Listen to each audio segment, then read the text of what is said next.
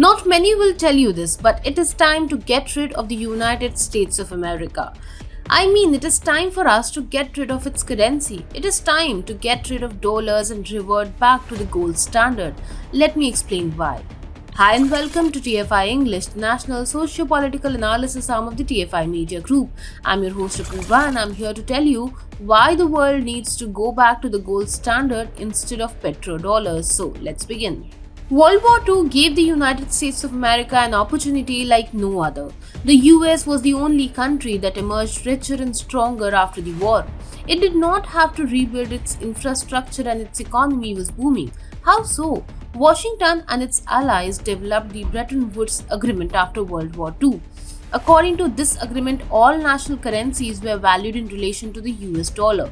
Under this arrangement, instead of exchanging gold, the US dollar was to be exchanged and was to hold the same value as gold.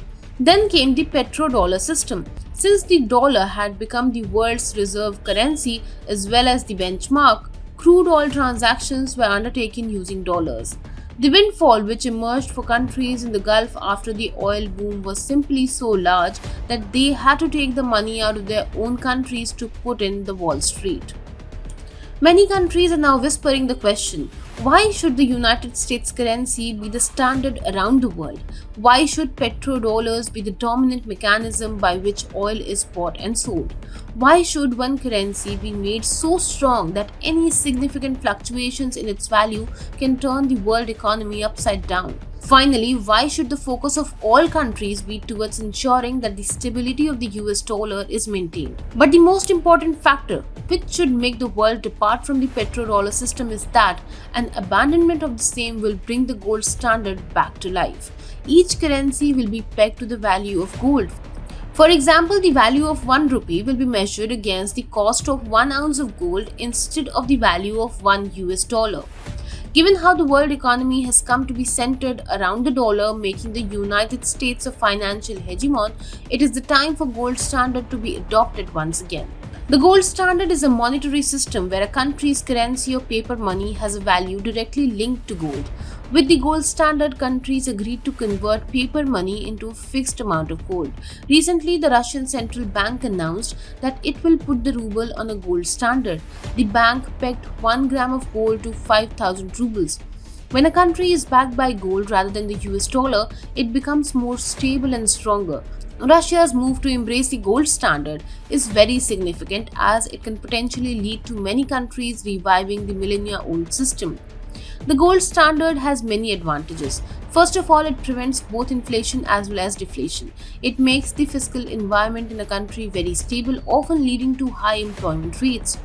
Interestingly, unlike the dollar standardization, the gold standard gives actual value to a currency, making it money.